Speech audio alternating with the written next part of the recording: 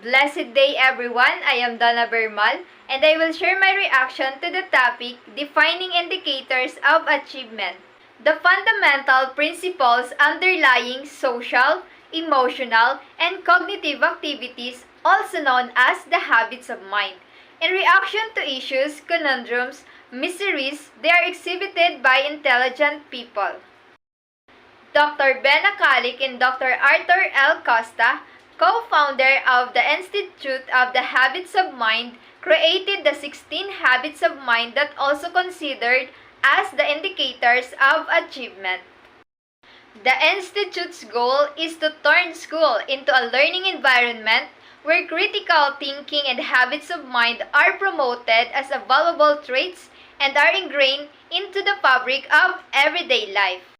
They discuss about the indicators of achievement and more likely to be seen if we first take the time to discuss the types of evidence that must explicitly support that the students are developing good mental habits.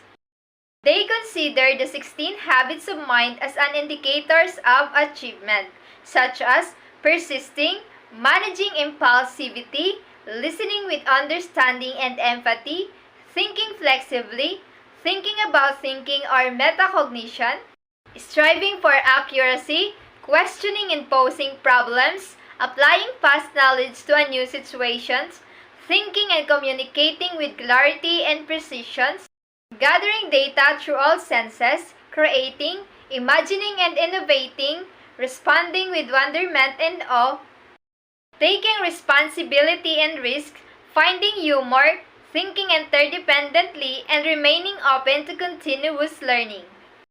I agree with the idea that these habits of mind can help in the growth of an individual and can be considered as an indicators of achievement. It is very important for educators as well as future educators to understand this because successful students need help deciding on how to cope with the choices they may face in their learning journey. They provided framework and compass for students to refer to when directing their own learning. Over time, these characteristics become habits. These habits allow students to become flexible, continuous learners who are able to behave intelligently when encountering problems, use information efficiently, and think critically about its source and content. I strongly believe that this idea needs to be applied in a learning environment.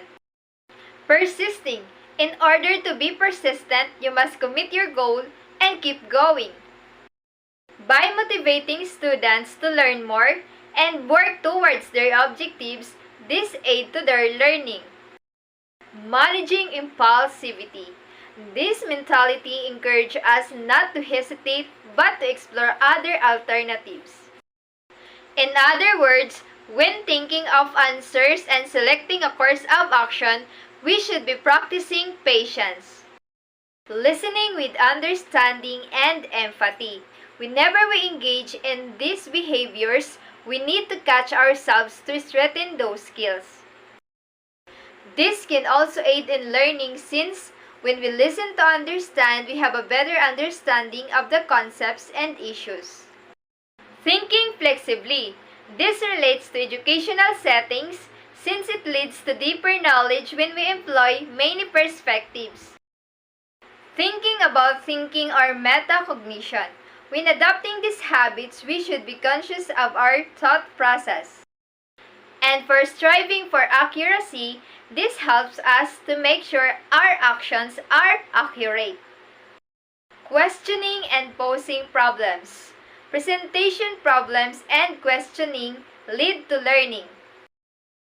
Applying past knowledge to a new situation. Development of habits of mind through experiences is another aspect of them. It can be beneficial to recall the prior information and use it in a new circumstances. Thinking and communicating with clarity and precision. This mentality aims to communicate clearly with others and refrains from using imprecise language, being unclear, and being abstract. Gathering data through all senses. This means that When it comes to learning, we should consult a variety of sources. Use our natural pathways. Pay attention to the world around us, gathering data through all senses: taste, touch, smell, hearing, and sight. Creating, imagining, and innovating.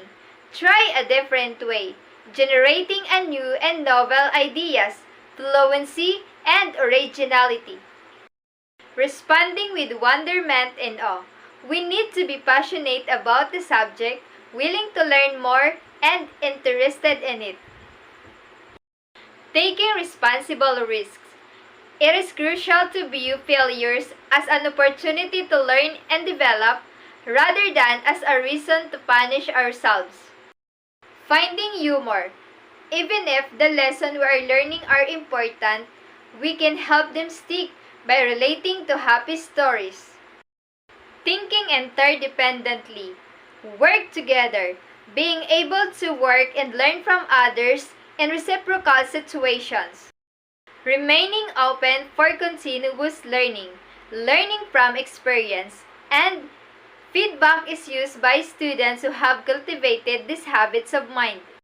These indicators of achievement are important for educators as well as for future educators. For us to understand the students' development, it is essential to be aware of their attitudes, skills, and behaviors. If we are aware of this, we will be able to identify what particular indicators of achievement they are possessing. And this is my reaction to the topic, defining indicators of achievement. Thank you for listening and God bless.